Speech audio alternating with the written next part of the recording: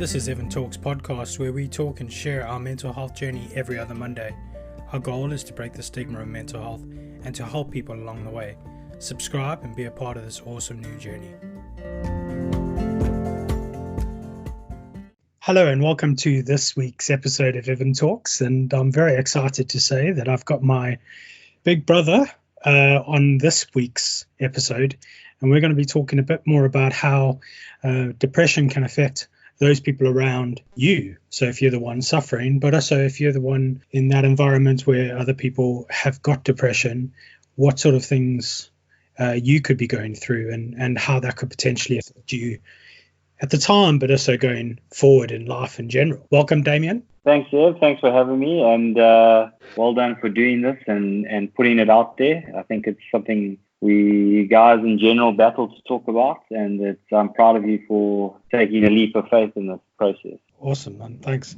And we haven't really set ourselves up for a fail at all, because we're just trying to do the first ever interview over Skype when you're in South Africa and I'm over here in England. Technology is awesome. Keeps us together, yeah. So I guess really I wanted to kind of explore the depression from the other side. And I'm very conscious that maybe when I was going through depression, especially when I was younger, I didn't really take into account you or the parents or anyone around me. It was more about what I was going through, and everything was focused on me. So with that in mind, how do you feel that affected your childhood, and sort of what was your perspective on the depression at the time? I think it is something that is, I should start by apologizing to any non-South African listeners of this podcast for my South African accent and the use of the word "ja." It means yes. Ja means yes. I guess, yeah. So yes, there is definitely that impact. I think personally, what you were going through is it's all encompassing in terms of time and effort, both for yourself to try and work through. So it's completely understandable that you don't take cognizance of what's happening with the rest of your family, because you're trying to figure out what's going on in your own head and what this all means. So that's completely understandable. And from my side, as a brother or older brother, looking at my younger brother who's really battling with this thing, you just try and figure out what you can do and how you can help, with not really being able to help. I think that's the sort of eye opener, is that you and I didn't go through it, obviously, and you can correct me if I'm wrong, but a lot of the journey that you go to try and get this under control and understand that you have to do yourself as the person with it. And all you really can do as family is be there when you need to be called upon. So I think we just tried to do that, and it does have an impact. It does change the relationships, because you've got this problem in the family, and that becomes the focus, and everything else gets put by the wayside, because we want to make sure you come right and you're better and you're on top of it. And until that's done, that's what we need to focus on. Yeah, and that must have been tough. This all really started when I was probably 13, 14. So you would have only been 15 or 16. So you're still going through your own things growing up as a teenager. We were both at boarding school at the start of it. How did that affect your friendships, and socially, did that have an influence on that?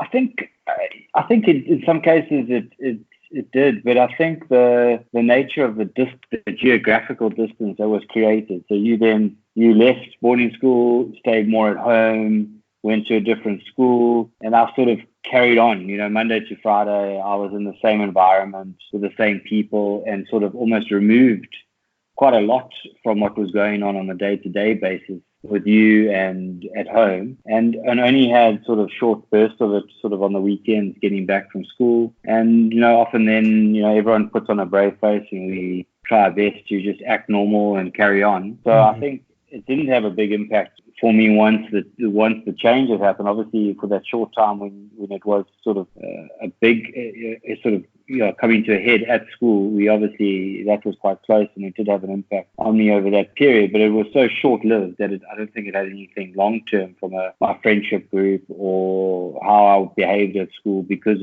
the geographical distance just created this natural divide or this natural split that allowed me to carry on and be a bit removed from it. And unfortunately, the out of sight, out of mind type of rule does come into play. You get school and boarding school consumes you from a time perspective in your mind, and you're busy, and you're at class, you're at sports, you're trying not to get in trouble, you're getting in trouble.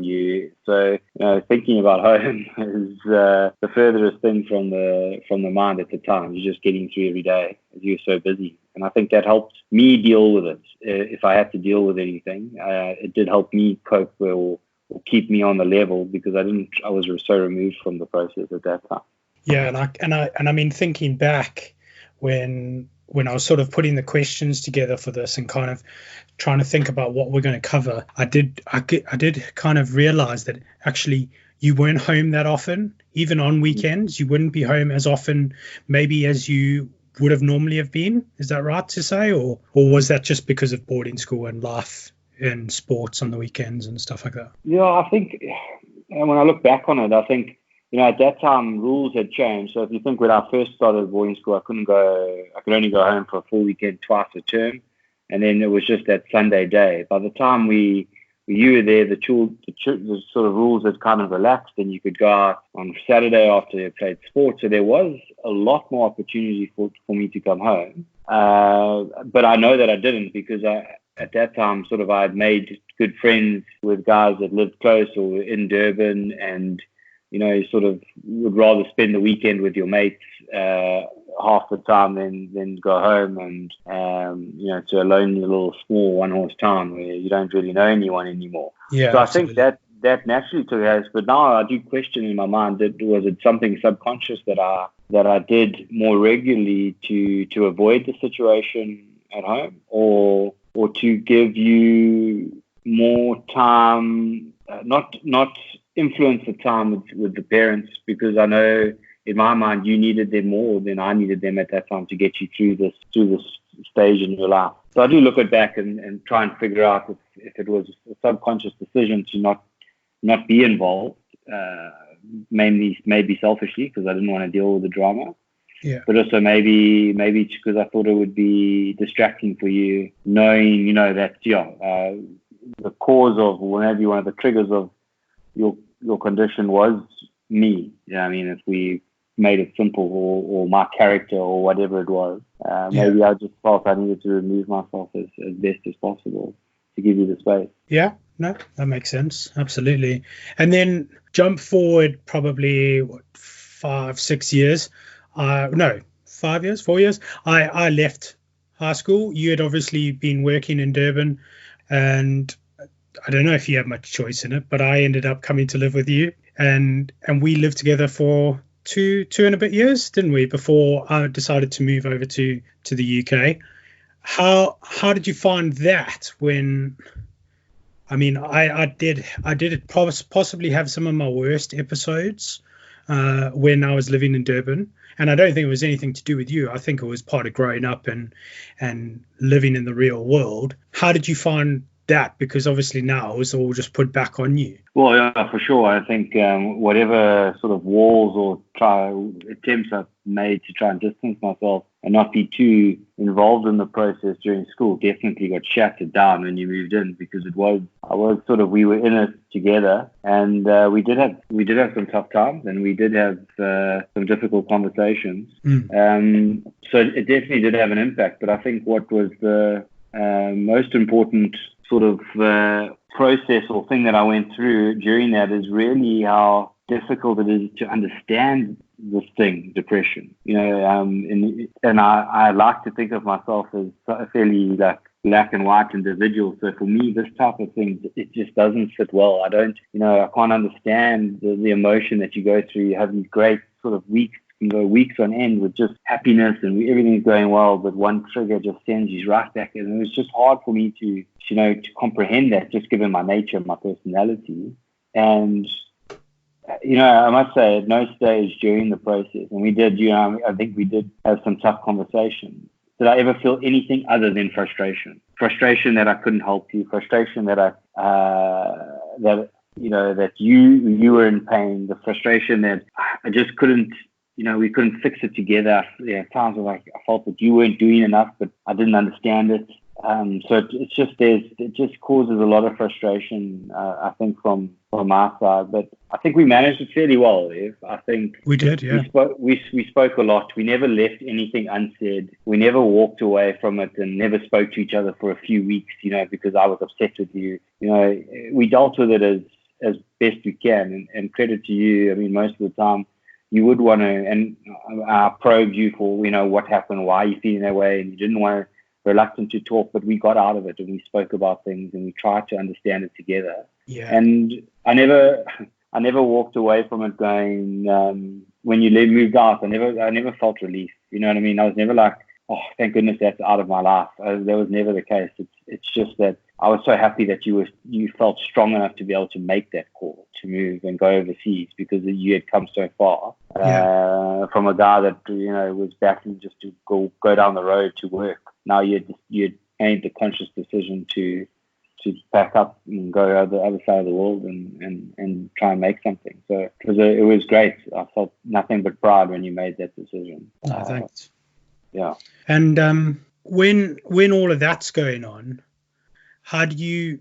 I mean, I never even thought about how you are coping with your emotions. So how did you cope with those emotions? And I mean, was there one of your mates that you were talking to, or was it as simple as just you dealt with it with me and that was it? Or was it, how did you cope? Because I mean, I obviously released a lot onto you. I released a lot onto mom and dad, even some of my friends from school days. I probably overloaded them with how I was feeling and my emotions and everything. How did you feel like that? How did you cope? Well, the typical male fashion, you just bottle it up and it disappears eventually. No, I think this is what we're trying to avoid. Yeah, I think, like I said just now, I think because we spoke about it and we were honest about everything that we went through together, I never left anything inside. I put everything on the table. I always, I wasn't shy to say that I thought you had been ridiculous or whatever it was, even though I didn't understand it. I let my frustration come out verbally, and then we could talk about it. So I think that was key for me, and I think that's a key message for anyone that's going through it, is from the other side, is that you got to talk about it. Wait for the episode to dissipate or relax, but you just have to keep talking and keep talking and keep talking and keep manifesting or just verbalizing what's going on, like you're trying to do now with this podcast series. It's the same thing. It's just part of the therapy and part of managing emotions is just keep talking about it. I remember quite clearly there was a time when I was still at school that you had gone through that intensive sort of medication process, and we dropped you back off at the hospital, and we were driving to drop me off at school, and mom and dad just got into this little argument in the car about something so ridiculous. And it struck me as that the fight wasn't about that moment or about them. It's about that both of them are obviously struggling with their frustrations and the emotions and their worry for you, that it manifests themselves in anger, and you sort of lash out at the easy target. And that's hard to avoid, but we must avoid it because it's counterproductive. It's not the issue. Rather, you weren't in the state at that time to talk about it because you're just going through that medication. But rather be constructive and almost put yourself in, okay, I know I'm frustrated, I know I'm angry, let me understand it and let's talk about it. Let's not snap at the closest easy target because it's not constructive. And then you do end up bottling things up and then it comes out in other ways. So I think also because our flat was so small that we basically slept on top of each other, we couldn't avoid each other. So we needed to talk. Yeah, we just had that glass door between us. Yeah. So you're basically in a walk-in cupboard. So if I didn't talk to you, then who would pass me my underwear in the morning? Exactly. Yeah. So, I mean, I did wonder about what you would have done differently with the knowledge that you have now, because I think with the knowledge I have now of this depression, and I'm not saying I have all the answers because I still have my bad days, but I kind of know better how to manage those bad days and let it affect me a little bit less. Would you have done anything? Well, would you have done anything differently if you knew what you know now? Yeah, I've been giving that a bit of thought, and I don't think there's much I could have changed, because I think the journey that you went on, it has shaped you into who you are right now, and I don't know if I want that to change. So no, I think the journey which we went on is a journey of discovery. There's not much. That's what I get back to. There's not much more I could have done, mom or dad could have done, because ultimately this condition is a fight for you. I mean, I see it as almost this: you're in the boxing ring. It's you against you. Those are the two fighters. All we can be as family or friends is in your corner. And when you need a sip of water or you need to stitch up a cut, you come to the corner for a bit of help. But you, the individual with the depression, has got to do the fighting. There's nothing that we can't really take. We can take you to the ring, but you've got to get in and do the work. So I don't think that's an awesome analogy. I think that's great. Yeah, absolutely. So I don't think there's much we could have changed, but I think one thing that I would sort of try and do better is recognize the signs earlier. I think we could have got you the help you needed a bit earlier if we weren't so naive about what was going on or uninformed about what was going on. And I think that's the truth. I think no one, you sort of just say, oh, don't worry about Ev, he's having an off day. You say that off the cuff to most things. Yeah. And maybe we could have reacted a bit quicker to get you in a bit sooner to get the help that you needed. But again, I think even people, 90% of people with hindsight would say that and still look and say, well, I don't know if I would actually know that that's what's going on unless you complete overreact from an outsider's looking in. So yeah, I don't think there's much we could change differently. I mean, and that's for you to say. I mean, whatever, where that's the input we get. You need to give us and give other people on the outside. And what more could you have? What would have been better? What didn't work? What did work from a support perspective? I think that's where your hindsight's got to come in and guide people a little bit better. And absolutely, and I think that will be something we'll get onto in the next episode, is where you can get support from and what your support needs to look like, because that's going to be different for everyone. Yeah, I think from the way that you and mom and dad and even grandma, who was living with us at the time, even her, it was difficult for any of us to understand what was going on, because we're talking like 1999 and 2000s, early 2000s. It was a very different time in itself, and people weren't talking about, well, I mean, depression wasn't even a conversation you would hear anywhere. So it was a very different time to kind of go through that. And I remember us. Do you remember us doing that talk in Mandini, the town we grew up in, where we did that talk in the town hall? Do you remember that? Yeah, I remember. Yeah. And I remember that the people in the room were mostly our friends and our family, and a lot of them were sat there very confused because they didn't understand it. And that was why we were keen to do that.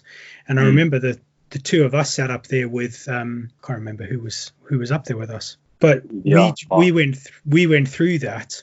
And I think they all were just sat there thinking, how do we not know about this as a thing, like as a medical condition? Because it was the first in the town, I think, that anyone had sat up and said anything about depression. I mean, there were people obviously going through things, but they weren't talking about it. They weren't labeling it. They were just going through it and going down to the pub and that sort of thing. Yeah. So and I think that's where there's also sort of the thing is like, what was my understanding of depression before and after your condition? And I would say that's the same. Before, you think depression is more of a state of mind in a moment.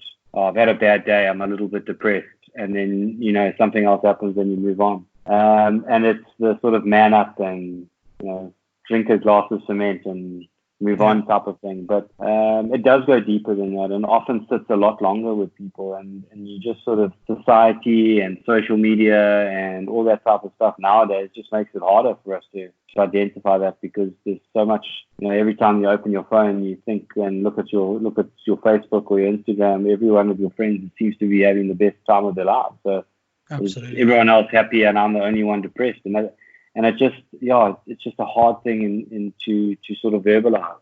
But hopefully things like this that you're trying to do and get it out there will help people just find a place where they can just say, this is how I'm feeling. Do you think I might have depression? I mean, there's nothing wrong with asking those questions nowadays. Absolutely. So what would you tell somebody who was in a similar situation where their brother, their sister, their mother, their father was going through depression, and they were trying to help them or trying to be that family member that you were to me? What would you tell them to kind of support them or encourage them? The biggest lesson that I learned is that you as a friend or as a family member have to realize that your role is very limited in this, and there's very little you can do to change it. But I think like another addiction, if you've got someone that's on a drug addiction, you can lock them up and cut away the feed or stop the supply of the drug or whatever and let them go through that process. You cannot stop anything. You cannot stop your thinking and your emotions of the person that's going through it. So it is really, you've got to just keep that person motivated for the fight. You've got to just keep talking to them, go through the process as much as you can. Be there when they need to throw something and be there when they need to cry with someone, and just, be the best corner man or cut man or whatever you want to call it from a boxing perspective there for your fighter, because that's what they are. They're fighters. That's awesome. Thanks, Damian. Thanks.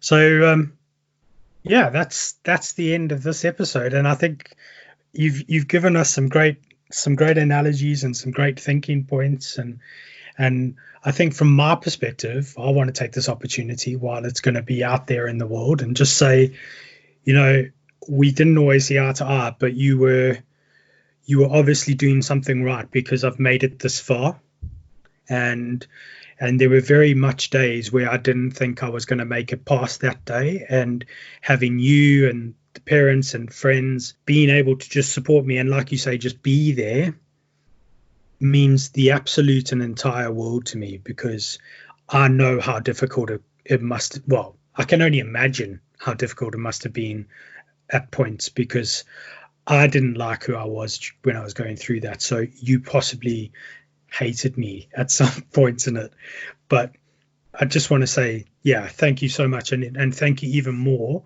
for just being so open to being on this, because I think everything you've just said is going to help somebody out there, whoever happens to need to hear it and comes across it, I think is going to really, really value some of the things you've said tonight. Yeah, thanks. And there was never hate, just love. Love. And it hasn't changed. So thank you for doing this. Thank you. And like you say, if one person listens, you've made a difference. So well done to you. Thanks, Damian. And I just wanted to lay out the challenge for this week's episode. When we're spending time with our families and our friends, maybe be a little bit more open to hearing what they've got to say and looking for potential triggers or signs that mean that they could be going through something. Let it be depression, anxiety, addictions, whatever it may be. I just wanted to take that time to recognize if somebody is going through that and just offer them some support. It might be the case that they don't want any support or they don't need any support, but I just want you to just recognize potential signs out there, because people might not be as open to talking about what they're going through unless you ask the question. So that's the challenge for this week. So listen, look out for and talk. Really, more of the same.